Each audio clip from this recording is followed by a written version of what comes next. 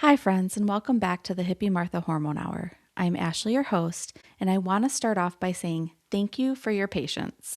I know it's been a minute since I've uploaded any new podcast episodes. Over the holidays, I invested in some new recording equipment, and honestly, it took longer than I expected to get everything organized and up and running. But here we are, officially in 2026, and I couldn't think of a better way to kick off things than by sharing something very personal and very foundational to my own health journey. Today, we're talking about histamines. Yes, if you followed me on Instagram or in any of my stories, this comes up. We're going to talk about how it shows up in the body, how it connects to hormones and the menstrual cycle, and how I personally came up to realize that this has been likely the piece of my health puzzle that I've been missing for most of my life. Before we go any further, I want to be really clear about something. I am not an expert in histamine intolerance. I do not have professional training specifically in this area beyond my own research, lived experience, and a 5-hour course I took with a few functional nutritionists who openly shared their own struggles with histamines.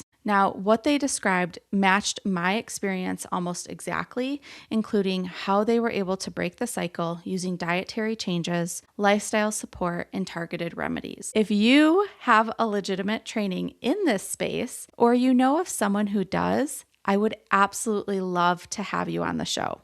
So please reach out. Truly, this is an area where more educated voices are desperately needed. Okay, so let's rewind a bit. This is not a new issue for me, but looking back, I've probably dealt with histamine-related symptoms my entire cycling life. But about a year ago, things really started to click, and that happened because of one simple tool that I brought into my life when I was roughly around 35, and that tool is, you guessed it, cycle charting. After more than 30 years of what I can only describe as chronic, confusing health issues, I finally started to see patterns. On paper, I'm kind of a hot mess. I've dealt with migraines for decades, heavy periods, PCOS, undiagnosed endometriosis, heart palpitations, waking up congested almost every morning, intense reactions to things like allergies or bee stings, newfound allergies such as shellfish, gut dysbiosis, SIBO, H. pylori,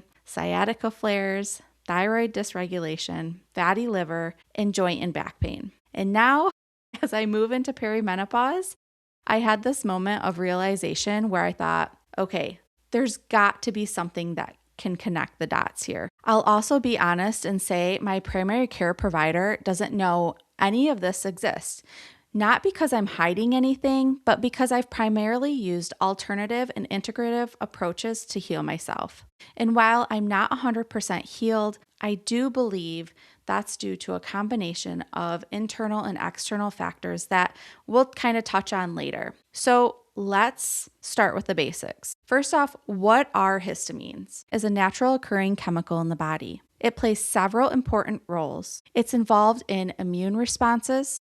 It helps regulate stomach acid for digestion, and it also acts as a neurotransmitter in the brain. Histamine is released primarily by mast cells and basophils, especially during allergic reactions, inflammation, or stress responses. Histamines can literally save our lives. The problem arises when your body either produces too much histamine, can't break histamine down efficiently, or releases histamine inappropriately. This is what we refer to as histamine intolerance, or in some cases, mast cell-related disorders. Some people choose to confirm this through lab testing, like a histamine determination plasma test, which measures histamine actively circulating in the bloodstream. This type of test is often used when investigating conditions like mast cell activation syndrome, mastocytosis, or severe allergic reactions. The test itself is a blood draw. No fasting required, and you can actually order this yourself through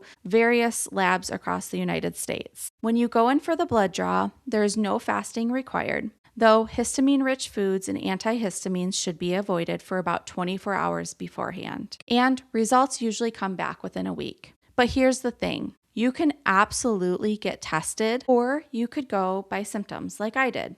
Histamine intolerance often flies completely under the radar because the symptoms are all over the place and closely related. They are also very specific to you. So you could have one or many of the items I'm going to list, but just remember that these symptoms don't really diagnose this, and you really should seek out proper care and treatment for diagnosis. So here are some of the symptoms that are closely related to histamine intolerance: headaches, flushing, digestive issues, hives or itching, a racing heart, congestion, dizziness, fatigue, anxiety-like symptoms. And for many women, these symptoms aren't random. They're very cyclical. This is where hormones come in. I specifically figured out my issues largely through charting my menstrual cycles. And if you have a menstrual cycle and you notice that your symptoms worsen either right before your period or during your follicular phase, there's a very good chance histamines are involved in being driven by hormonal changes. One of the most mind-blowing things I learned was that morning sickness can be driven by histamines. And honestly, once you hear that, it makes so much more sense. It also explains why histamine issues often flare during perimenopause. Estrogen and progesterone aren't just declining, they're fluctuating. And histamine is incredibly sensitive to those shifts. So first, let's walk through a menstrual cycle. So right before your period, estrogen and progesterone drop. At the same time, prostaglandins increase. This combination can trigger mast cells, especially in the uterus, which holds a high concentration of mast cell receptors. When the mast cells are triggered, histamine is released. This is why so many of us experience migraines or headaches, heavier bleeding, cramping, period poops, hives or itching, body aches, or that period flu feeling where you just feel crummy and inflamed. That's when all of your hormones are mostly at its lowest point. Now let's talk about what happens to hormones when estrogen starts to rise. We're often told that the follicular phase is supposed to be this amazing spring frolicking moment of time with high energy and clear-headedness. We tend to be more productive, and for many women, that's true. But for those of us with histamine issues, the follicular phase can actually be one of the worst times. As estrogen rises, it can stimulate mast cells to release more histamine, and histamine in turn can stimulate even more estrogen release. It becomes a feedback loop. This is why charting, or at the very least, keeping a detailed symptom diary, is so important. Dates, symptoms, food, stress, sleep, whatever you are kind of associating during this time, you are essentially becoming your own data scientist. Now, in the luteal phase, when progesterone starts to rise after ovulation, progesterone is really good at calming down histamines. There have been instances where progesterone can actually trigger. However, most of the time, progesterone calms. So, since we're talking about the menstrual cycle, I want to pause here and mention two conditions that come up consistently in my work and through my DMs, and that is PMDD and endometriosis. Because histamines play a much bigger role in both than most people actually realize. Again, I want to note that all of these are very specific to the person. So let's start talking about PMDD. PMDD is not just bad PMS. It is a severe sensitivity to the normal hormonal shifts that happen in the luteal phase, particularly the rise and fall of progesterone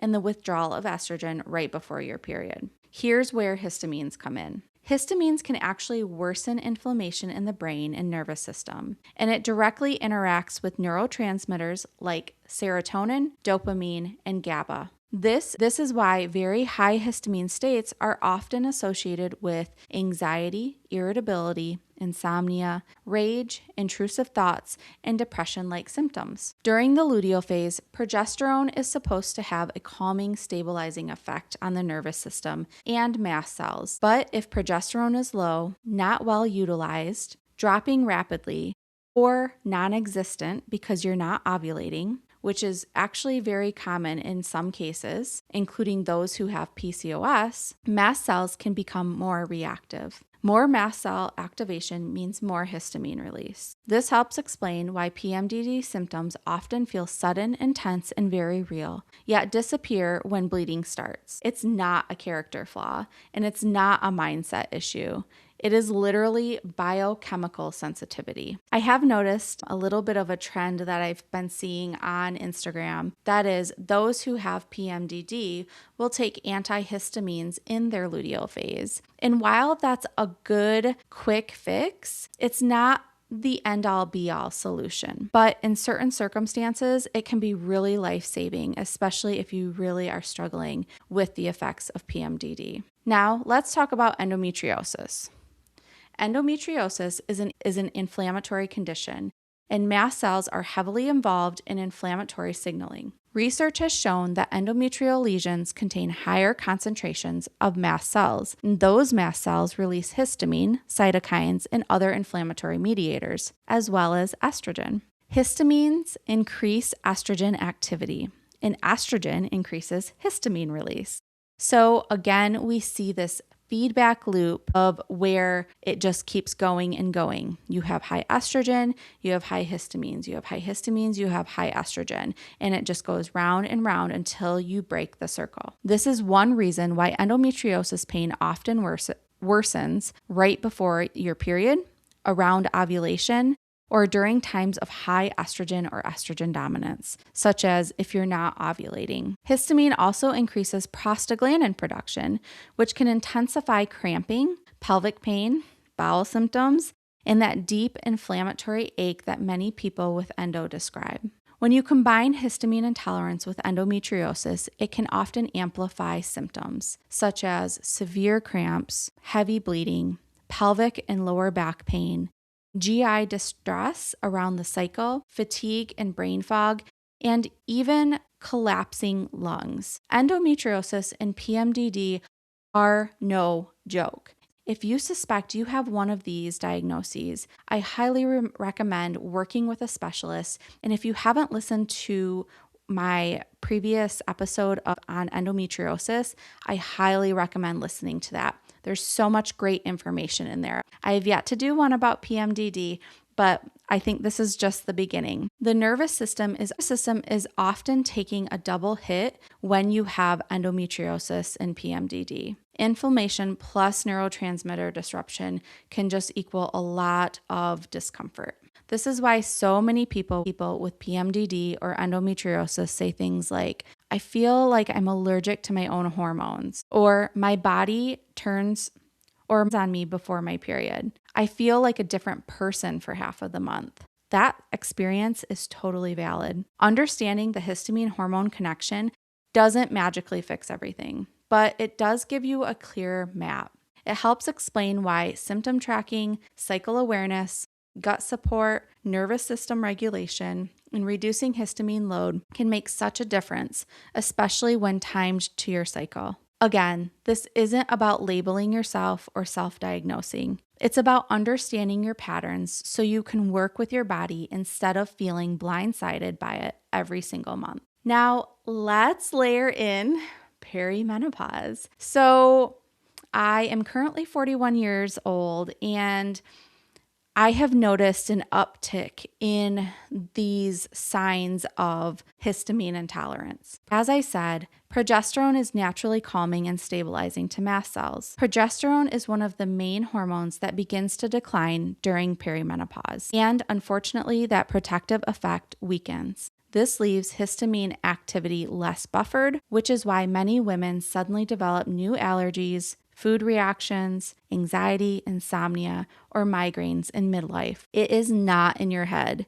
Your body is literally responding to real biochemical shifts. So, what can we do? I'm definitely not here to give you a one-size-fits-all protocol, but I do want to share some supportive strategies that many women find helpful, including myself, especially when cycle syncing. First, tracking. Tracking your cycle is foundational. Chart your cycle, track your symptoms, and notice the patterns. Second is support progesterone naturally, especially during the follicular phase when that corpus luteum is being formed. This may look like prioritizing sleep, managing stress, eating enough calories, balancing blood sugar, and not over-exercising. Third, cycle syncing your histamine load. This has probably been the most effective for me, as I tend to do better with lower histamine foods during the follicular phase and right before my period. Fourth is to support liver and gut health.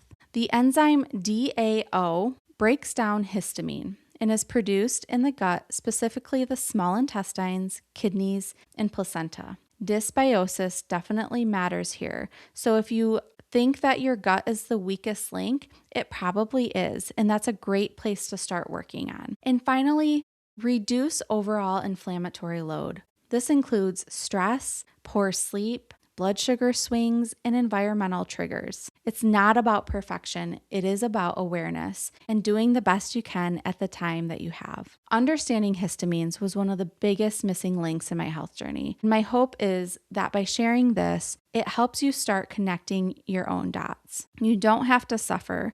You don't have to fear your cycle, and you don't have to navigate this alone. If this episode resonated with you, please share it with a friend. And if you're ready to learn how to chart your cycles and understand your hormones on a deeper level, you know where to find me. Like I said, I'm not a full-blown expert in this, but I have been able to piece together these puzzles for some of my clients and have made a lasting impact in their overall health and well-being. Until next time, take care of yourself and listen to your body. Thanks for listening.